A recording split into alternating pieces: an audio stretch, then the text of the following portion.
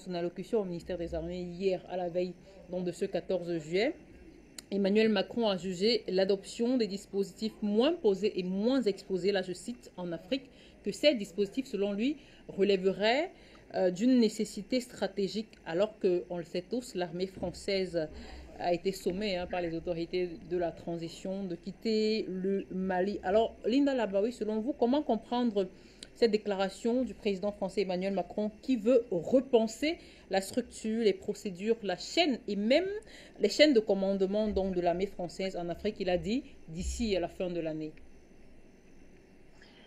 Vous savez, je pense que M. Macron est à côté de ses pompes. Excusez-moi pour l'expression, mais j'en ai pas d'autre. Il y a une dizaine de jours, c'est carrément l'état-major français qui expliquait qu'il n'y a plus d'armée française. Ils n'ont pas les moyens.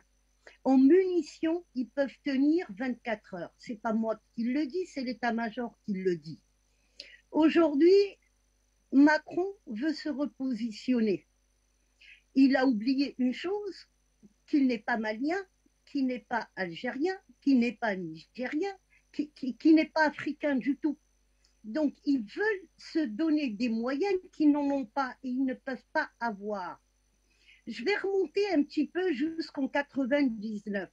En 1999, M. Chirac et Tony Blair s'étaient rencontrés et il était question de créer une armée européenne en démarrant avec 60 000 personnes. Quelque temps après, c'est les Américains qui ont réagi et ça a tapé très fort. Tout le projet est tombé à l'eau. Il y a Sarkozy qui est élu derrière et Sarkozy, ils vont tout aux Américains, ils vont toute l'armée aux Américains et il rejoint l'OTAN. Alors que la France l'avait quitté à l'époque de De Gaulle. Donc, depuis Sarkozy à aujourd'hui, je vous assure, et j'ai bien connu des gens de l'armée française, j'ai été très proche de certaines personnes, il n'y a pas de régiment déjà disciplinaire, à part la Légion étrangère. Et elle a perdu de sa prestance, la Légion étrangère. Donc, Macron, avec toutes les difficultés qu'il a, à ne pas pouvoir exploiter l'espace aérien algérien parce que les Algériens sont formels, c'est terminé, mais à jamais. Deuxième chose, c'est qu'au niveau des informations, ils n'obtiennent plus rien d'Alger. Et encore une fois, le Sahel est très particulier. Le Sahel, c'est pas Alger, c'est pas Bamako, c'est pas Paris, c'est le Sahel. Donc il y a des tribus qui sont là. C'est une vie tribale, c'est une vie de Ezawed, c'est une vie d'arabe, c'est très particulier le Sahel. J'ai un cousin qui a fait 25 ans le Sahel et j'en parle souvent avec lui. Voilà, c'est très très particulier. Donc, Macron veut se repositionner. Il n'a pas les moyens de le faire. Les Allemands non plus. Ce sont deux armées, si on peut appeler ça armées, à la solde des Américains. Aujourd'hui, les Américains ne veulent plus de la France dans le Sahel. La France a perdu son pari. La France a perdu sa prestance. La France, ça y est, on l'a bien vu et les Africains n'en veulent plus. Donc les Américains veulent remplacer et ils sont en train de remplacer la France. C'est eux-mêmes qui remplacent la France pour la simple raison que la nature n'aime pas le vide et puis il ne faut pas laisser toute la place aux Russes. Là où il y a les Russes, il y a les Américains. Là où il y a les Américains, il y a les Russes. Et maintenant, il y a les Chinois qui sont au milieu et les Chinois, ça y est, c'est fini, ils sont alliés aux Russes. Hier soir, il s'est passé quelque chose de très important. Il y a une centrale nucléaire dans le Donbass qui a été attaquée par des missiles. Donc, aucune presse étrangère, là, je vois les Français n'en parlent pas, les Anglais non plus, il n'y a personne qui en parle, il n'y a que les Russes. Et malheureusement, en France, on ne peut pas avoir Russia Today ou Sputnik. Donc, le terrain de jeu, c'est l'Afrique, mais la guerre, elle est en Ukraine. On veut casser les Russes. Et tout ce qui a été monté en Ukraine, c'est pour casser l'hégémonie russe. Donc, mais le terrain de jeu, il est en Afrique. Une fois que la France commence à agoniser, là, toutes les frappes sont permises. Ça va être la politique de la terre brûlée. Je rassure notre ami, Al Jazeera, je ne regarde pas, elle ne m'intéresse pas.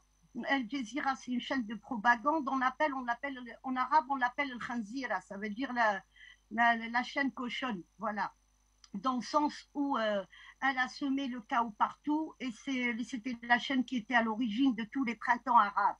Donc, ce n'est pas de Al Jazeera que j'ai eu l'information. Puis, apparemment, notre frère Essed Jawad Al-Wara, il a confirmé ce que j'ai dit.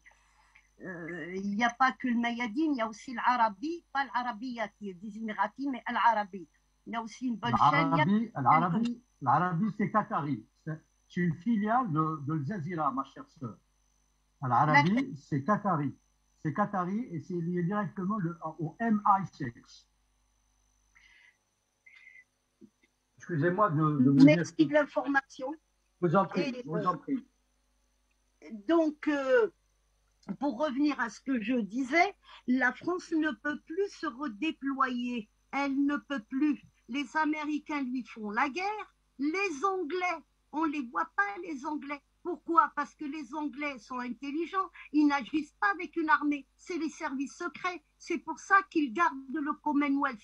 Et je l'ai dit, je le redis, il y a le Ghana qui veut rejoindre le Commonwealth et il y a le Togo aussi. Donc, Macron n'a pas les moyens de se redéployer. Il veut le Mali. Et c'est à partir du Mali qu'il pourra rejouer. Mais le Mali, c'est fini pour lui. Il n'a pas envie de le comprendre, ou il ne veut pas le comprendre, ou c'est utopique ce qu'il s'imagine. C'est pas possible. C'est terminé pour lui, le Mali. Bah oui, pour cette analyse, alors, Père Faussman, vous preniez la parole à l'instant, je reviens vers vous. Alors, Macron veut repenser le dispositif militaire en Afrique et un nouveau budget en vue d'une guerre, je cite, à haute intensité. Alors, est-ce que vous partagez l'idée de Linda Larbaoui selon laquelle cette pensée, alors ce vouloir, cette volonté d'Emmanuel Macron est tout simplement une utopie? Écoutez, je voudrais juste si je fais une petite parenthèse pour Madame Larbaoui pour qu'elle me comprenne pas mal. Donc, on apprend des uns et des autres. Hein. Donc, si j'ai dit, si je lui ai communiqué cette information, c'est dans l'intérêt général, c'est pas personnel. Hein. C'est tout ce que je voulais dire. Hein. Donc, c'est une sœur qui est algérienne comme moi, donc je pense qu'on est sur la même longueur d'onde, sur l'essentiel. Et donc, Madame Larbaoui, encore une fois, si vous avez compris mal, désolé. Hein. Non, non, merci. Tant mieux, tant mieux. Je vous ai remercié d'ailleurs. Je vous en prie, Madame Larbaoui. Pour revenir donc à votre question, Madame, pour le Mali, est-ce que c'est une utopie ou pas? D'après les déclarations de Macron, parce que les mots ont leur poids, hein. Vous savez, hier il a parlé d'une refonte, parce qu'on parle de repenser, mais c'est beaucoup plus une refonte de la chaîne de commandement, militaire des Français. A priori, les Français ont tiré le sang de leurs erreurs, parce que le Sahel ça reste pour eux, une zone potentiellement donc stratégique pour leur intérêt. Et c'est ça qui fait que la France aujourd'hui, elle est obligée de changer de tactique. Elle change donc, en fin de compte, elle change de fusil d'épaule pour avancer mieux. On l'a vu, donc le redéploiement, par exemple, de Barkhane au Niger, ce n'est qu'une tactique militaire qui vise justement, peut-être, moi je dis bien peut-être, à regagner le Mali ultérieurement, parce qu'on mise toujours sur si vous voulez, sur une reprise du territoire perdu. C'est comme ça qu'il faut le qualifier. Les Français, ils ne vont jamais digérer d'avoir été virés comme des malpropres du Mali.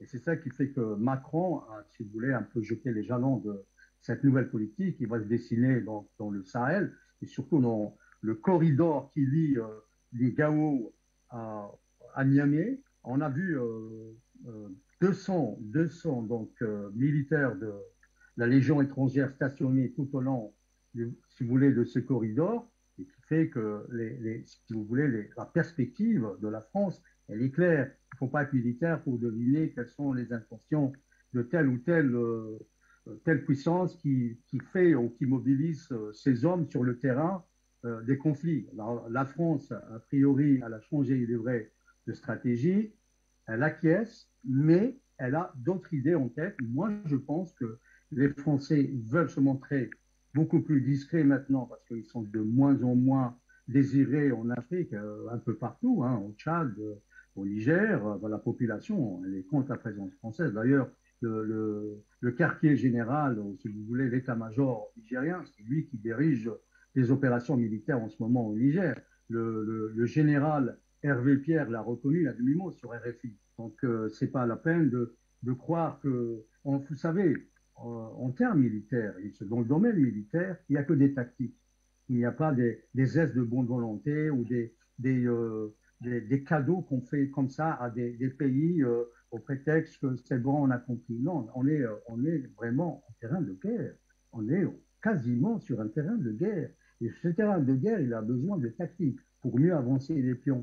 La France, a priori, elle a compris. Et puis, derrière tout ça, il ne faut pas oublier que tout à l'heure, Gamal Abdina disait que Macron n'était pas un belliciste. Macron, c'est pas un belliciste. Macron, pardon, c'est un exécutant. C'est un exécutant des oligarchies. Il y a une oligarchie ici en France. Vous avez le complexe militaro-financier qui commande, si vous voulez, la politique étrangère de la France. On ne le dit pas ici. Il faut faire partie des cercles initiés pour comprendre cette stratégie globale qui vise justement à écouler les armes dans des endroits comme le Mali, par exemple, ou le Niger, ou n'importe où en Afrique. Et c'est ce complexe militaire qui, justement, arrête les grandes idées, ou plutôt les grands objectifs de la France. Et Macron, quand il est arrivé, rappelons-le, il est sorti de nulle part. Macron, il n'appartenait à aucun parti politique qui soit digne du nom. Là, jusqu'à présent, on a du mal à définir quelle est la sensibilité réelle de Macron. Au-delà de son libéralisme et de son passé à la banque Rothschild, Macron, ça reste quand même une énigme. Et vous allez voir, on en parlera plus tard, après le deuxième mandat, le deuxième mandat, on en parlera dans les histoires qui vont venir. Macron, c'est vraiment un produit de l'oligarchie militaro-financière. Dr Fausman pour cette analyse. Alors je me retourne vers vous à présent, Issa Diawara. Vous, en tant qu'activiste panafricaniste, on sait que la France était encore hier un allié majeur de Bamako, un partenaire clé pour Bamako. Sauf que la France désormais est persona non grata au Cameroun, je veux dire au Mali. Alors vous, comment est-ce que vous analysez cette volonté d'Emmanuel Macron de repenser la stratégie militaire française en Afrique, alors même qu'il y a encore quelques temps, le Mali, le gouvernement de la transition demandait tout simplement à la force Barkhane de partir? Ok, merci madame. Juste, il faut préciser les choses. La France n'a jamais été un allié d'un Mali indépendant. La France était l'allié d'un Mali dépendant. À chaque fois que la France a ses hommes à la tête du pays, l'on fait croire à une amitié entre la France et le Mali. Il n'y a pas d'amitié entre la France et le Mali. À chaque fois que le Mali a retrouvé son indépendance, c'était avec le président Modibo et actuellement avec le colonel Assimi Goïta. Nous ne sommes pas amis avec la France. Que les choses soient très claires. Il y avait coopération, il y avait M. Ibeka qui était là. N'oubliez pas que M. Ibeka pleurait à chaque fois qu'un militaire français tombait au Mali. Il pleurait à chaudes larmes. Donc, vous comprenez, ça veut dire ce que ça veut dire. Et la France a pu profiter de ce moment pour infiltrer le Mali, installer tout ce qu'elle avait installé. Takuba, je ne sais pas quoi encore, national, des forces que nous-mêmes n'avons même pas connaissance ici. Donc, la France a juste profité du Mali parce que la France avait son homme à la tête du Mali. Aujourd'hui, ce n'est pas le cas. Quand le Mali est indépendant, le Mali n'a pas la France comme ami. Madame, pour répondre à votre question, la France n'est pas en train de repenser sa stratégie. Moi, je pense plutôt que la France a pris conscience de son échec et que les patrons de la France, notamment les États-Unis d'Amérique, ont sans doute tiré les oreilles à Emmanuel Macron. N'oubliez pas que les deux ministres qui étaient beaucoup plus bavards contre le Mali, il s'agit de Jean-Yves Le Drian et de Florence Parly. Ces deux ministres ont été remerciés, n'ont pas été reconduits. Sans doute, les Américains ont pesé dans la balance. Même dans les dossiers qui opposaient le Mali à l'aménagement, je pense que les Américains ont pris les dossiers en main et ça se discute dorénavant entre le Mali et les États-Unis. Ce n'est plus entre le Mali et la France.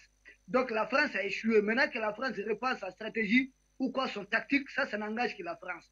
Vous avez connaissé un peu les 5 colonels du Mali. Nous ne sommes pas dans ce que la France prépare ou dans ce que la France envisage contre le Mali. La France ne va pas digérer son affront du Mali. Nous ne sommes pas dans ça. Nous, nos autorités, le peuple malien, nous sommes dans quoi? Nous sommes dans quoi les dégâts que la France a commis ici. Nous sommes dans ça. Que la France prépare autre chose ou autre là. La France était là, elle a échoué. Ce n'est pas en se retirant du Mali qu'elle va réussir quelque chose. Nous sommes sereins, nous sommes imperturbables. J'attends beaucoup de gens dire oui, le Mali a la force d'expulser la France allait à Kidal, mais c'est parce que nous on veut aller à Kidal qu'on est en train d'expulser la France et M. Ado. Voici des obstacles, des gens qui étaient entre Kidal et nous, des gens qui ravitaient les touristes. Quand nous allons finir avec les patrons des touristes là, quand vous voulez défier l'enfant, il faut gifler le père. C'est ça en bon français. Qui veut défier l'enfant, gifle le père. Nous allons trouver, les touristes là c'est un petit compte. Quand nous aurons fini avec leur ravitaillement, la France, les Ouattara, je sais pas, les Niger et autres, nous saurons comment finir avec ces gens. Il suffit de fermer le robinet. Madame, l'ONU est un vrai système. Pourquoi l'Allemagne est en train de se précipiter? Je vais vous dire pourquoi. Parce que le Mali, quand on tire, on dit plus les singes grimpent à l'arbre, plus on voit, excusez-moi, vous comprenez ce que ça veut dire? Plus les singes montent à l'arbre, plus on voit un peu en bas. Et ça veut dire quoi? Plus ces dossiers entre le Mali et la Côte d'Ivoire va prendre du temps, plus on va étaler aux yeux du monde les vastes systèmes de corruption qui est cette organisation des Nations Unies. Ça veut dire quoi? Il y a l'aménagement. Mais dans l'aménagement, chaque pays qui vient a sa part du marché. L'Allemagne a les volets sécurisés et certains contingents de l'aménagement. Mais ça veut dire quoi? Et dans ça, il y a le Sénégal, en tout cas Macky Sall, qui a le marché du transport aérien, de logistique. Et dans ça, il y a Ado qui a le volet sécurisé, comment sécuriser ces transports, ces logistiques du Sénégal et de Macky Sall. Voici ce business. Plus ça va durer, plus le monde entier va découvrir ce qui se passe. C'est pourquoi les gens là sont en train de se précipiter. Nous ne sommes pas pressés. Ce dossier a été confié à la Cour martiale du Mali et nous allons prendre le temps nécessaire. N'oubliez pas, madame, que l'Allemagne était venue ici demander au Mali de chasser les risques. Il y a une dame ministre des Affaires étrangères qui est venue demander cela ici au Mali. Et nous avons répondu que nous aussi on attendait que l'Allemagne chasse le gaz russe de l'Allemagne ou bien de l'Europe. C'est simple. Nous n'avons jamais obtenu cela. Donc si l'Allemagne a une coopération énergétique avec la Russie, nous aussi nous avons une coopération militaire avec la Russie. Chaque État vit son intérêt, c'est dans ça que nous sommes. Et que les gens ne paniquent pas. Je vois que les pro-ados sont en train de manipuler des gens, l'opinion, que sans la Côte d'Ivoire, le Mali n'a pas d'électricité. Mais ça fait rire. Le Mali a l'un des plus grands barrages de l'Afrique de l'Ouest, le barrage de Manatali. Le Mali est traversé par 2 fleuves. Le fleuve Sénégal, 1700 km, ça fait 700 km au Mali. Le fleuve Niger, 4200 km, dont 1700 km au Mali. Le Mali a plus de soleil que n'importe qui. On ne va pas nous faire de petits châtages. Et si nous aussi, on gardait le bétail malien ici, qu'est-ce qu'ils vont manger là-bas? Des filles? On n'est pas dans ça, on n'est pas dans une histoire de bras de fer entre le peuple malien et le peuple ivoirien. C'est une histoire entre Ado, représentant de la France, contre le colonel Assimi Goïta, représentant des panafricains d'une Afrique libre. C'est de ça qu'il s'agit. Ce n'est pas un problème entre Ivoiriens et Maliens. Et dans cette confrontation, M. Ado a beaucoup plus à peur, il commence à comprendre. Parce qu'on dit les Maliens, il y a 4 millions, 7 millions de Maliens en Côte d'Ivoire. Mais ces Maliens-là, beaucoup ont la nationalité ivoirienne. L'échéance électorale à venir en 2025, ils ont besoin des voix des Maliens. Si les Maliens ne votent pas pour le candidat Ouattara, il va tomber, l'opposition va reprendre le pouvoir en Côte d'Ivoire. C'est de ça qu'il s'agit. Nous avons plus de moyens de pression sur M. Ado qu'il n'en a sur nous. C'est de ça qu'il s'agit. Donc nous sommes imperturbables et je pense que Ouattara a compris. Il n'est pas en train de faire beaucoup de bruit. Cette histoire va sur son cours normal. L'aménagement est une mafia. Le Mali va juger ses 49 militaires. Et qu'il pleuve, qu'il neige, s'ils peuvent, si la France peut, que la France coupe le vent ou bien coupe l'air, nous, Inch'Allah, nous allons respirer. C'est de ça qu'il s'agit. Que la France repasse sa stratégie ou autre, c'est son problème. Nous sommes en train de développer une stratégie malienne, une stratégie africaine pour comment réussir et contrer d'éventuels ennemis. C'est de ça qu'il est question. Et nous allons travailler à remettre des panafricains à la tête de ces États aujourd'hui qui sont dirigés par des marionnettes, par des voyous, des gens qui ne gèrent que par la France-Afrique. Il est question de se débarrasser de certains pays. On ne peut pas être tranquille. Nous ne pouvons pas nous émerger tant que nous avons des gens comme Ado, des gens comme Fazoum, comme des voisins, des gens qui continuent de nous emmerder, de travailler pour celui qui nous avait tous en commun esclavagisés, pour celui qui nous avait colonisés, pour celui qui continue à nous voler, pour celui qui continue de faire de nous des riches mais étant pauvres. Donc nous ne pouvons pas les garder, ce combat. Ça dépasse le Mali, c'est un combat bien sûr entre blocs. Ce sont de nouvelles alliances qui se dessinent. Comprendra qui pourra. Merci.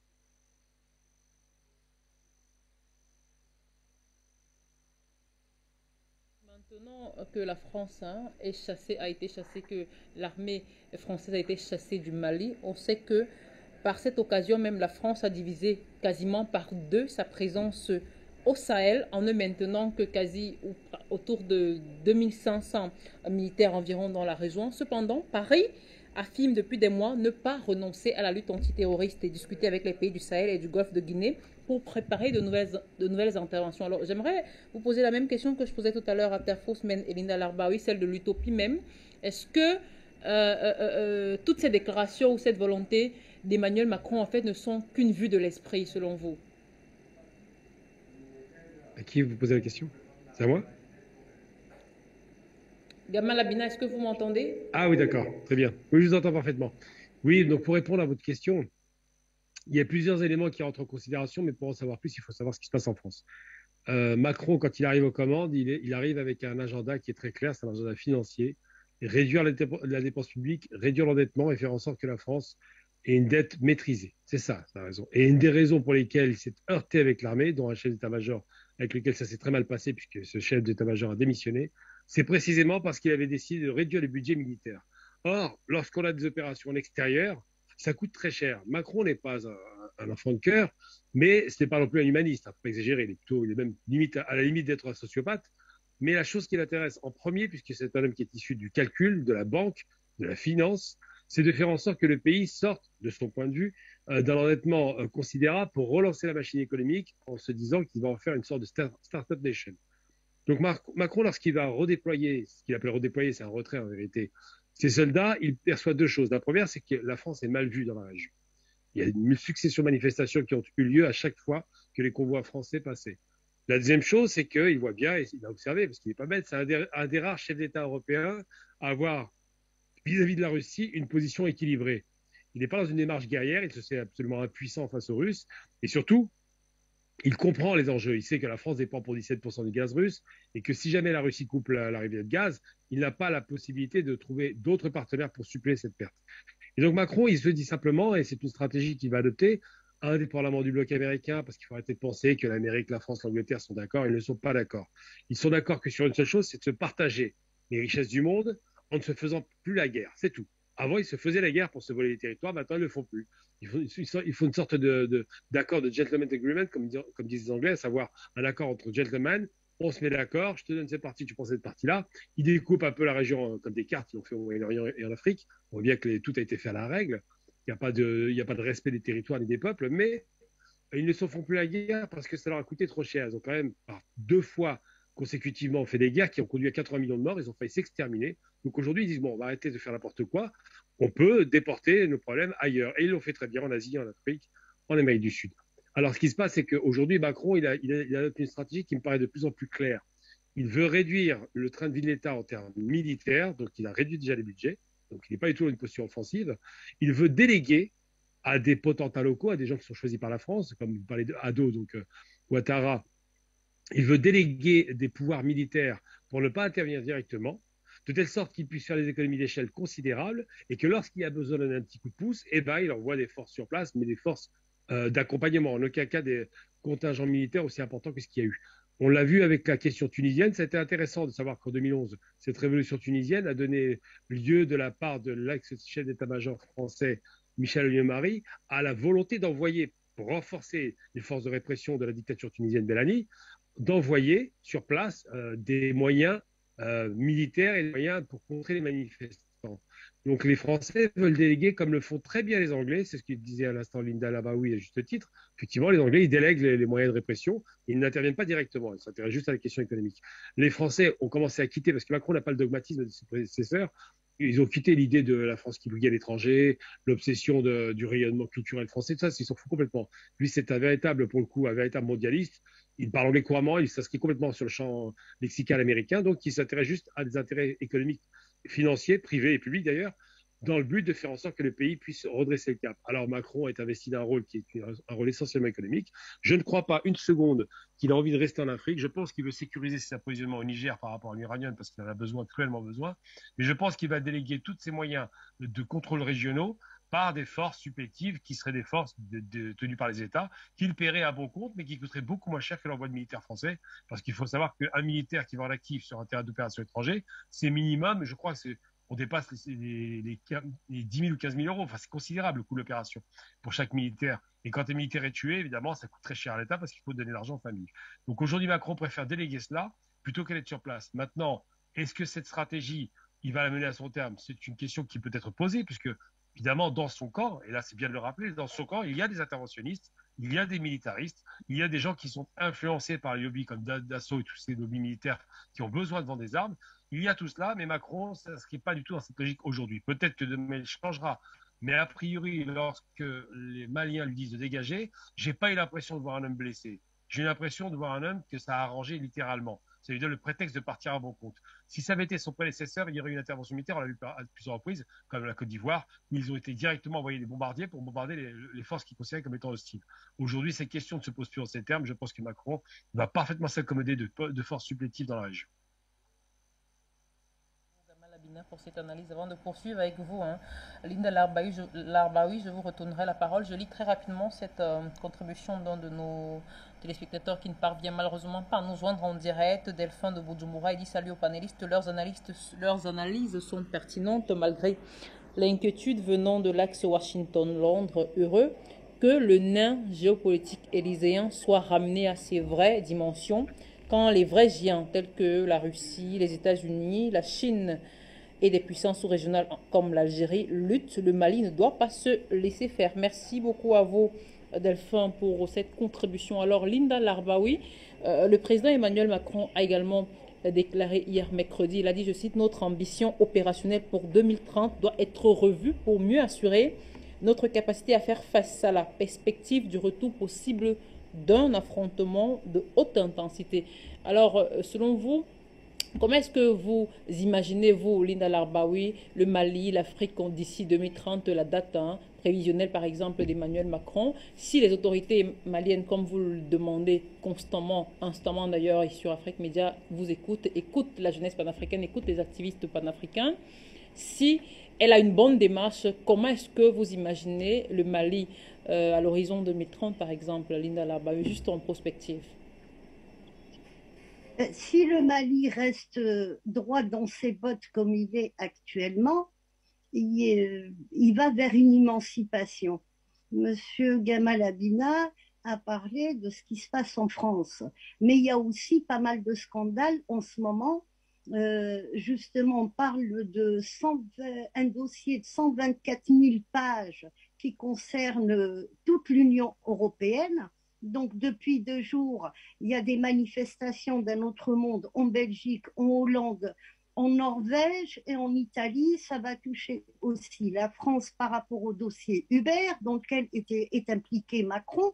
Donc, je ne sais pas qui est en train de donner ces dossiers, mais il y a des dossiers qui sont distribués. Je pense bien que les Russes ne sont pas innocents dans tout ça. Ils se défendent comme ils peuvent et ils ont raison.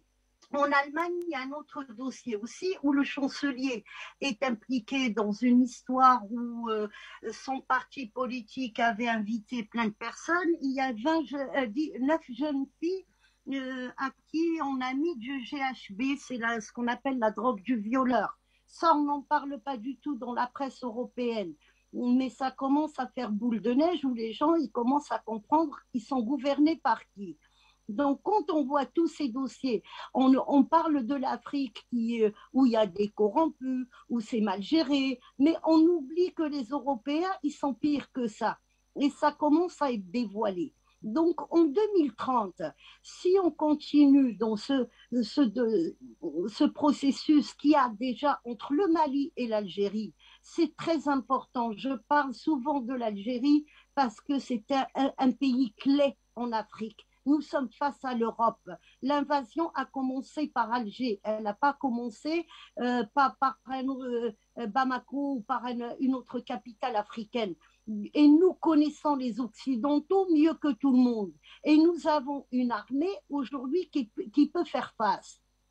Là où je vais rajouter quelques informations et pourquoi ça a foiré pour la France, je vais revenir au Hirak algérien.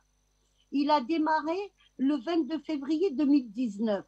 Mais en octobre 2018, il y a Saïd Bouteflika qui avait spolié le pouvoir de son frère qui était malade, qui envisageait de le remplacer et il est venu en France en douce et il a négocié.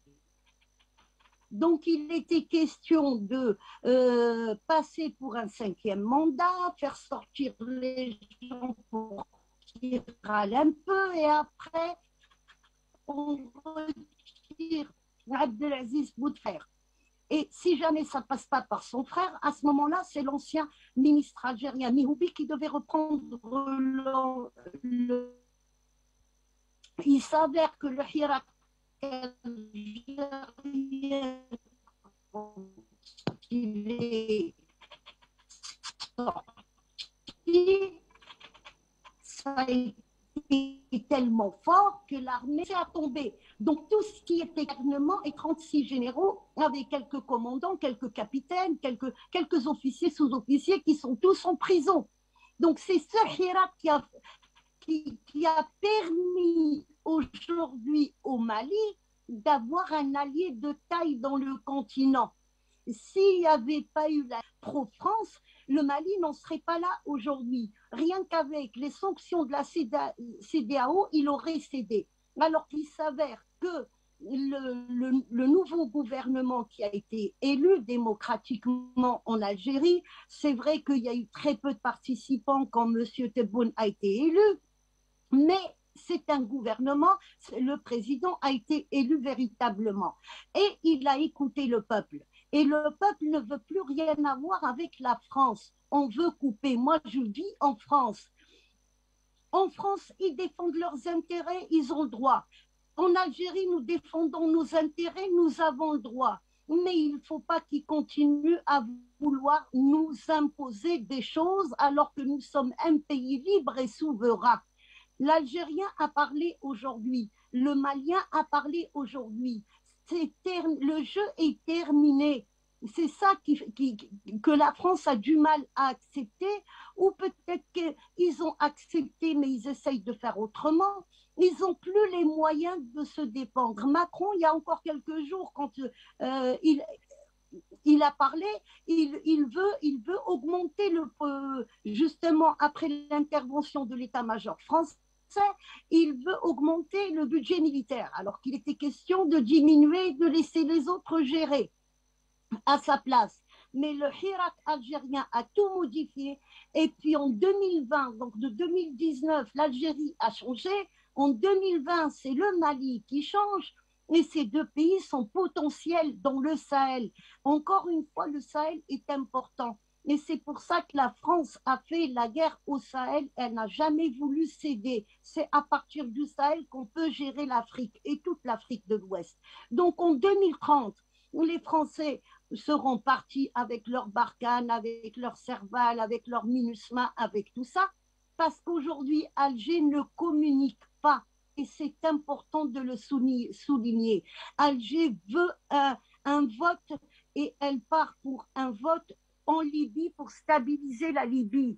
Mais Alger soutient le président actuel, le président tunisien, qui veut changer sa constitution parce que celle que les islamistes ont mis en place ne travaille que pour les islamistes. Donc il y a tout ça qui est en train de changer. En plus, depuis quelques jours, il y a des accords avec la Mauritanie. Il y a aussi des accords, je l'avais dit pour Bazoum, il va finir par changer de camp. Bazoum était en Algérie la semaine dernière. Donc, il laisse l'avantage à l'Algérie pour sécuriser le gazoduc et les drones turcs qu'il a eu, il les a eu par l'Algérie. Voilà, donc il y a une collaboration entre Alger, l'Algérie et le Niger. Quelques soucis, hein, du mal à vous entendre, des soucis certainement de connexion. Je vais très rapidement passer la parole à Issa Diawara. Alors Issa Diawara, vous, comment est-ce que vous explorez, par exemple, comment est-ce que vous envisagez le Mali? Je repose la question la même qu'à Karina Larbaoui.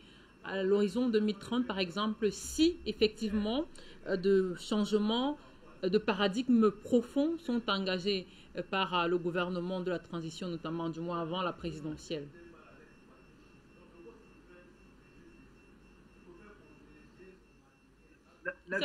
Merci, madame. Ok, allez-y. Merci.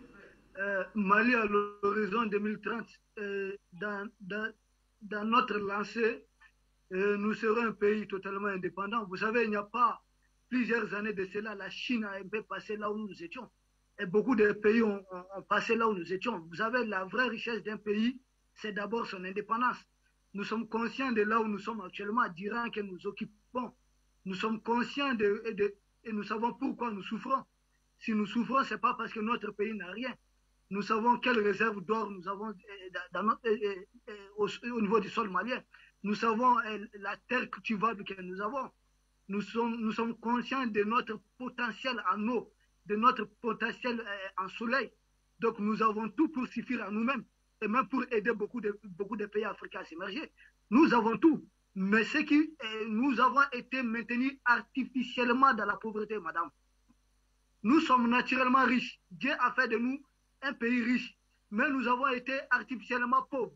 Il y a un système qui a fait de nous des gens pauvres en amenant à la tête de notre pays des gens qui vont faire signer des contrats à des entreprises françaises occidentales qui vont profiter de tout ce que nous avons et nous allons continuer à manger. Nous sommes conscients de tout cela.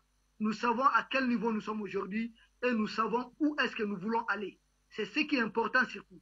Il s'agit de prendre conscience de notre état actuel, de notre situation actuelle. C'est pourquoi les autorités du Mali, la société civile du Mali, quand il y a eu les sanctions contre le Mali, vous avez vu, tous les syndicats ont décidé de ne plus faire la grève et de faire union sacrée autour des autorités. Ça, c'est un signal très fort. Nous savons où est-ce que nous voulons aller. Et nous sommes conscients des sacrifices qu'il faut faire. Nous savons le prix qu'il faut payer. Nous savons par quoi nous allons passer. Nous savons qu'en voulant nous émerger, atteindre cet horizon 30, il y a beaucoup d'embûches, il y a beaucoup de pièges, il y a beaucoup d'obstacles en chemin. Nous savons que le chemin est long, épineux, difficile, mais peu importe qu'il pleuve, qu'il neige, que le vent souffle, le soleil est déterminé à atteindre son objectif.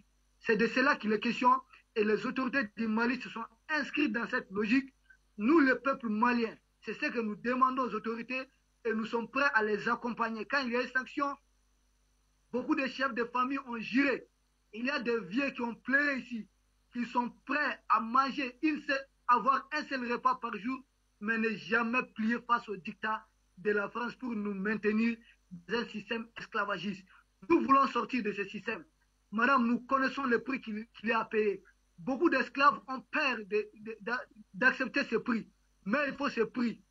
Tout le monde, quand on veut être libre, il y a un prix, la liberté a un prix qu'il faut payer. Et nous sommes déjà en train de payer ce prix. Nous sommes en train de le payer avec notre sang. Nous sommes en train d'écrire l'histoire du Mali avec le sang des jeunes Maliens.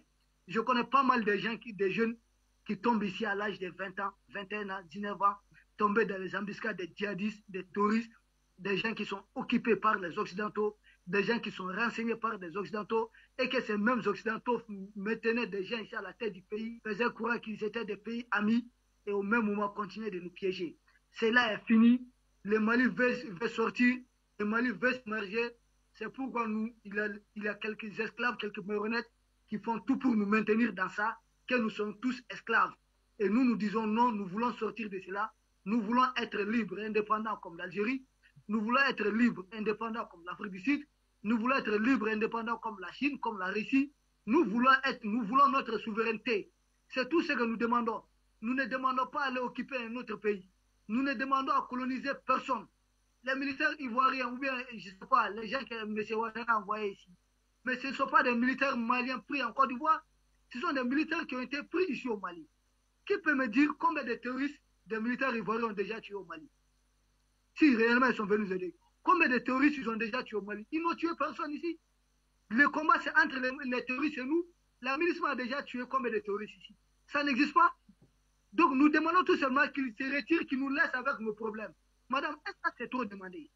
Retirez-vous, laissez-nous gérer nos misères. C'est tout ce que nous demandons au reste de l'Afrique qui ne veut pas comprendre. C'est tout ce que nous demandons à ces Occidentaux qu'il faut comprendre parce qu'ils sont en train de défendre leurs intérêts. Les Occidentaux, là, ils n'ont rien pour faire fonctionner leurs industries. Qu'est-ce qu'ils ont comme matière première? Ils n'ont rien, madame.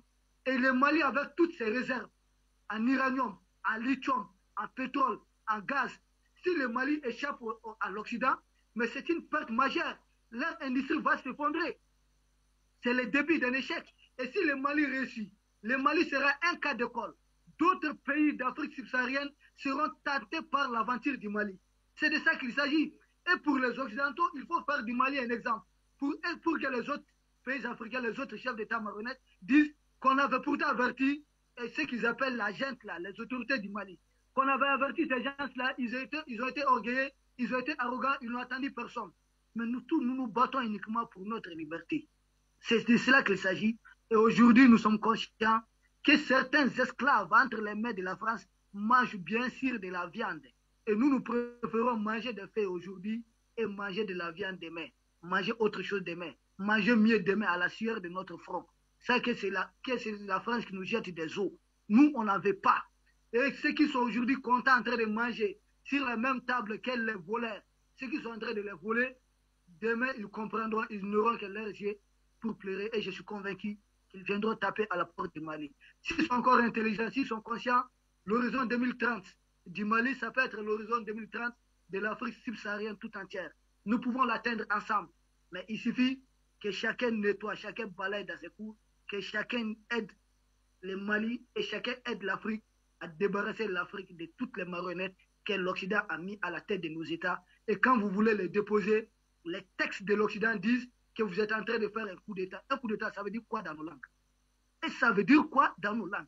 Avoir quelqu'un qui travaille pour un autre pays, avoir un chef d'État qui travaille pour enrichir une autre puissance, et les renverser, c'est faire un coup d'État. Mais ce n'est pas faire un coup d'État. Les renverser, c'est un salut d'État, madame. Ce n'est pas un coup d'État, un salut d'État. Et c'est ce que nous demandons.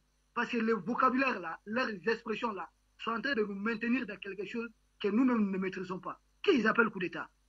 Si quelqu'un veut trahir son pays, pardon, un dirigeant qui travaille pour émerger son pays, si ce dernier est renversé, c'est un coup d'État. Mais tout dirigeant qui travaille pour l'Occident, tout dirigeant qui travaille contre son propre peuple, quand on le renverse, c'est un salut d'État, madame. Horizon 2030, à ce rythme, ça sent bon. Ça va aller. La route n'est pas facile. Nous sommes conscients du prix à payer. Et nous allons payer ce prix. Merci. Merci à vous, Issa Diawara. Nous vous remercions d'ailleurs d'avoir été des nôtres.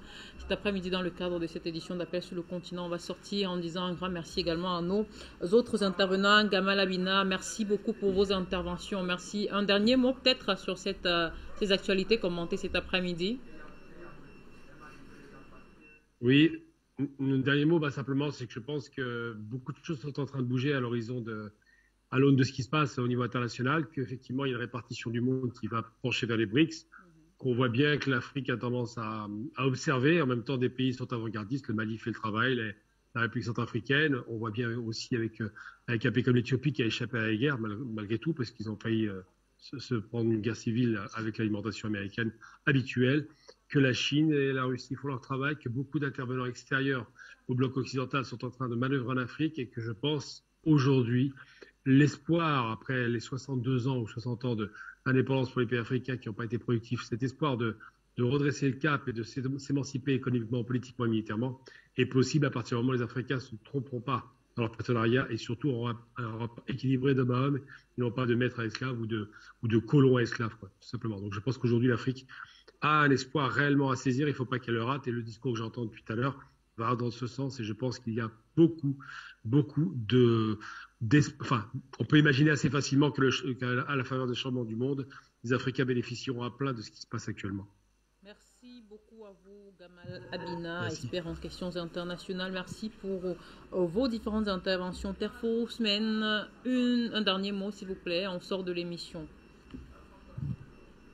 Oui, donc pour les Maliens, surtout s'agissant des autorités maliennes, il est vrai qu'ils ont assumé le volet donc sécuritaire. Il faudrait quand même confier le travail, enfin le reste, surtout investir sur l'élite malienne pour pouvoir donc relever les défis à venir. Parce que quand on veut s'affranchir d'une tutelle ou s'engager dans une voie de développement, il faudrait quand même disposer, si vous voulez, d'une économie vraiment autosuffisante, c'est-à-dire indépendante à 100%, avoir une industrie et avoir surtout la volonté politique de changer les choses. Linda Larbaoui, malheureusement, nous avons été coupés tout à l'heure par des soucis de connexion. On vous écoute, s'il vous plaît.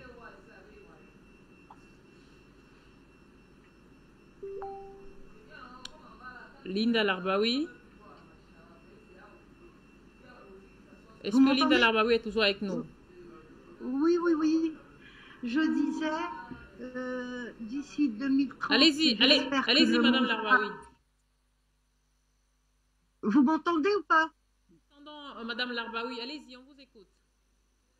D'ici 2030, j'espère que le monde se sera stabilisé, que les États-Unis seraient rentrés chez eux, que M. Poutine aura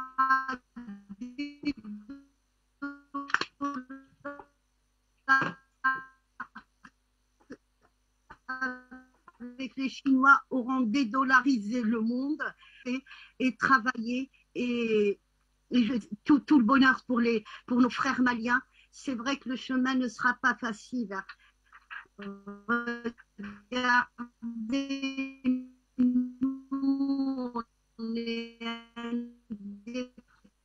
Malheureusement, nous avons toujours du mal à vous entendre, mais ce n'est pas bien grave, Madame Linda Larbaoui, ce n'est que partie remise. Nous serons en tout cas très heureux de vous retrouver dans nos prochaines éditions. Vous le savez, merci à tout le panel de cet après-midi, Gamal Abina, Terfousmen, Issa Diawara, Linda Larbaoui. Merci à tous les téléspectateurs, merci de nous avoir suivis de bout en bout. Merci également à la grande équipe technique de cet après-midi. D'ici là, portez-vous bien. Nos programmes se poursuivent sur la télévision panafricaine. À très bientôt. Au revoir. Afrique Média, le monde, c'est nous.